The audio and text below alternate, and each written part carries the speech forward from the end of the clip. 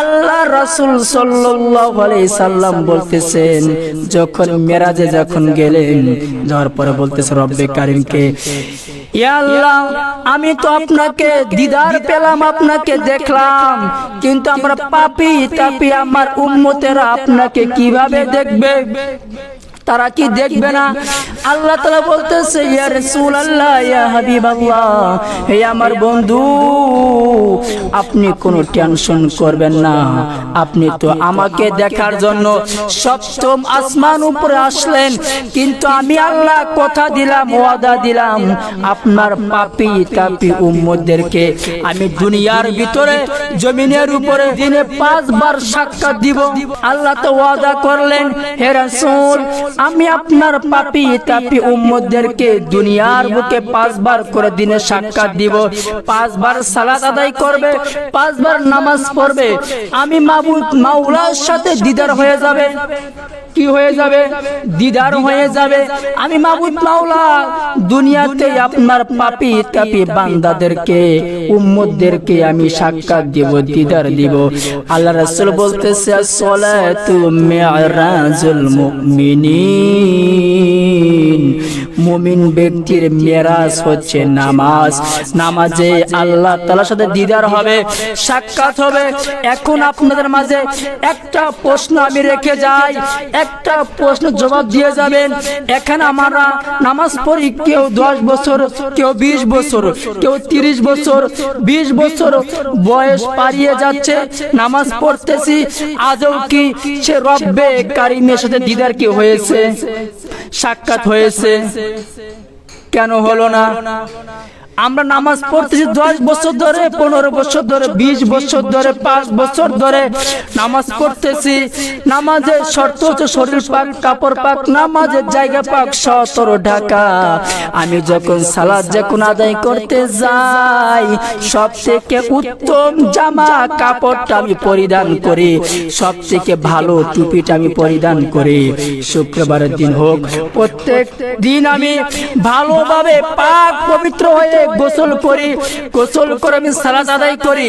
আমার জায়নামাজটা সৌদি আরব থেকে আমি আনাইছি, অনেক দামি টাকা জায়নামাজটা আমি বিছাইলাম, অনেক সুন্দর করে সাজুগুজু করলাম, আমি নামাজে দাঁড়াইলাম, নামাজ আদায় করলাম। আমার তো মেরাজ তো হলো না, আল্লাহর দিদার তো হলো না। এখন আপনাদের কাছে একটাই আমার প্রশ্ন, বাবাজিরা, আমরা নামাজ দিয়ে পড়তেছি, আল্লাহ তো ওয়াদা করলেন, হে রাসূল, আপনার উম্মতদেরকে আমি দিদার দিব, দিদার দিব। আল্লাহ তো মিথ্যা কথা বলেন নাই, আল্লাহ তো মিথ্যা কথা বলেন নাই। দিদার দিবে দিনে 5 বার করে। আমি আপনি দিনে 5 বার করে নামাজ পড়ে, কিন্তু আজও সে আল্লাহর সাথে দিদার হলো না। দিদার তো পাইলাম না। নামাজ পড়তেছি, অনেক সুন্দর পোশাক পরিধান করলাম, গোসল করলাম, সুন্দর সুন্নতুল লেবাসদারি হলাম, লেবাস পরলাম, কিন্তু আজও তো সে রব্বে কারীমের সাথে দিদার তো হলো না। কারণ কি? কোন জায়গায় আমার ঘাটতি রয়েছে? অনেক সুন্দর মসজিদের ভিতরে আমরা নামাজ পড়ি, কি সুন্দর টাইলস করা মসজিদ, এসি লাগানো মসজিদ, 10 তলা 5 তলা মসজিদ। আমি সর্বোচ্চ দিয়ে চেষ্টা করলাম, 10 বছর ধরে নামাজ পড়লাম, কিন্তু রব্বে কারীমের সাথে আজও আমার দিদার হলো না। তার মানে আমার কিছু না কিছু একটা ঘাটতি রয়েছে, যে ঘাটতির কারণে মাবুদ মাওলার সাথে আমার এখন দিদার হচ্ছে না। কারণ কি? কারণটা কি? সবই তো করলাম।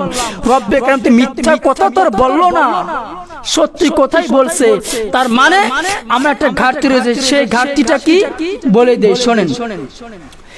আল্লাহ রাসূল সাল্লাল্লাহু আলাইহি সাল্লাম বলতেছেন, হে আমার উম্মতেরা শোনো, আলা ওয়া ইন্না ফিল জাসাদি মুদগাতান ইযা সালুহাত সালুহাল জাসাদু কুল্লুহু ওয়া ইযা ফাসাদাত ফাসাদাত কুল্লুহু আলা ওয়া হিয়াল কলব, আলা ওয়া হিয়াল কলব। তোমাদের মাঝে এক টুকরো মাংস আছে, তোমাদের মাঝে এক টুকরো মাংস আছে, সেইটাকে বলে লতিফায়ে কলব। ওই কলবটা যদি নাপাক হয়, তোমার সারা দেহটাই নাপাক। আর যদি তোমার ওই মাংসের টুকরাটা ওই কলফটা যদি পবিত্র হয়, তোমার সারা দেহটাই পবিত্র। এখন আমার দেহটাকে পবিত্র করার জন্য সব থেকে দামি পানি ঝমঝম কূপের পানি সৌদি আরব থেকে আমি আনাইলাম, গোসল করলাম, দেহটা পরিষ্কার হবে কিন্তু ভিতরে কলফটা পরিষ্কার হবে না। সব থেকে ভালো পানি গাছের আগা ডাবের পানি, ডাব 100 পিস কিনে নিয়ে আসলাম, গোসল করলাম, দেহটা পরিষ্কার হবে, ভিতরে কলফটা পরিষ্কার হবে না। দুধ দিয়ে গোসল করলে শরীরটা পবিত্র হবে, শরীরটা পরিষ্কার হবে কিন্তু ভিতরে যে কলফটা আছে ওইটা পবিত্র হবে না। ওইটাকে পবিত্র করতে গেলে আমাদের একটা জিনিস করতে হবে, ওই কলবের মাঝে ইসমে যা আল্লাহ নামে জিকির জারি করতে হবে, তাহলে ওই লতিফাই কলফটা পবিত্র হয়ে যাবে। ওইটা আমাদের পবিত্র ছিল। আমরা যখন ছোট ছিলাম, যখন ছোট্ট বাচ্চা ছিলাম, আমাদেরকে লোকেরা দেখলেই বলতো, পাড়া প্রতিবেশীরা দেখলেই বলতো, আহা কি সুন্দর ছোট্ট বেগুনা মাসুম বাচ্চা, দেখতে একদম চাঁদের টুকরার মতো, নিষ্পাপ ফেরেশতার মতো, বলতো না? আপনাকে আমাকে ছোট্টবেলা সবাই বলতো। আমরাও তো ছোট্ট বাচ্চাদেরকে দেখলে বলি, এত সুন্দর বাচ্চা, কত সুন্দর, একদম চাঁদের টুকরার মতো, একদম নিষ্পাপ ফেরেশতার মতো। আমাকে আপনাকে ঠিকই বলছিল, কিন্তু আপনি আমি আজকে বড় হয়ে গেছি। বড় হয়ে যাওয়ার পর ওই লোকরা আপনাকে আমাকে নিষ্পাপ বেগুনা মাসুম বাচ্চার মতো বলে না, নিষ্পাপ ফেরেশতার সাথে তুলনা দেয় না, চাঁদের টুকরার সাথে তুলনা দেয় না। আমাদেরকে এখন দেখলে বলে জানোয়ারের মতো দেখতে, শুয়োরের মতো দেখতে, কুত্তার মতো স্বভাব, জানোয়ারের মতো স্বভাব। কেন ভাই, কেন ভাই? আপনাকে আমাকে দেখলেই বলতো ছোট্টবেলায় কি সুন্দর নিষ্পাপ ফেরেশতার মতো দেখতে, আমাকে এখন তুলনা দেয় সাপের সাথে, তুলনা দেয় কুত্তার সাথে, জানোয়ারের সাথে। কেন? আপনাকে আমাকে ছোট্টবেলায় সেই আমাকেই বলতো নিষ্পাপ বেগুনা মাসুম বাচ্চা, কি সুন্দর দেখতে, আমাকে আর সেই কথা বলে না, বলে জানোয়ারের মতো, জানোয়ারের বাচ্চা, শুয়োরের বাচ্চা। কারণ কি, কি করেছে আমি? তার মানে হচ্ছে এইটাই, আপনি আমি গুনাহ করতে করতে করতে এই কলফটাকে নাপাক করে ফেলেছি, এই অন্তরটাকে নাপাক করে ফেলেছি।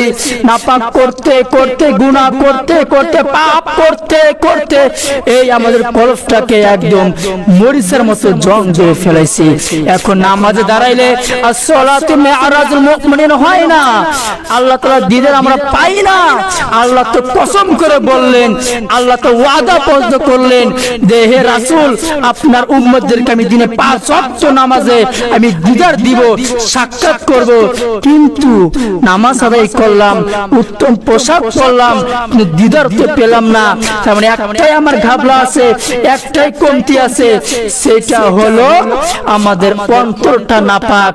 এই অন্তরটাকে পরিষ্কার করে নামাজে দাঁড়াইলে আল্লাহর সাথে দিদার হয়ে যাবে। সেই অন্তরটাকে পরিষ্কার করতে হবে। এই অন্তরের পরিষ্কার করার জন্যই যুগে যুগে নবী রাসূল ওলি আল্লাহদেরকে দুনিয়াতে পাঠাইছেন। ইমাম প্রফেসর ডক্টর কুদরতে খোদা উনি এই শিক্ষায় দেন কিভাবে আপনার অন্তরটাকে আলোকিত করবে, কিভাবে আপনি সেই অন্তরটাকে পরিষ্কার করে আল্লাহর সে জ্যোতিময় নূর আপনার মাঝে ঢুকাইয়া দিবে। তখন আপনি নামাজে দাঁড়াইলেই প্রভুর সাথে দিদার হয়ে যাবে, আল্লাহর সাথে দিদার হয়ে যাবে। তখন সেই কবরে আমাদের 3টা প্রশ্ন করবে, তোমার রবকে, তোমার নবীকে। আমরা যখন সে রব্বে কারিমের সাথে দিদার হয়ে যাবে, আল্লাহর রাসূলের সাথে দিদার হয়ে যাবে, তখন আমাদের নাই কোনো কবরে ভয়, নাই কোনো হাসরে ভয়, নাই কোনো ফুলসিরাতে ভয়। কারণ কি, আমি আল্লাহকে হাসিল করেছি, আমি নবীকে হাসিল করেছি, আমাদের আর কোনো ভয় থাকবেন না।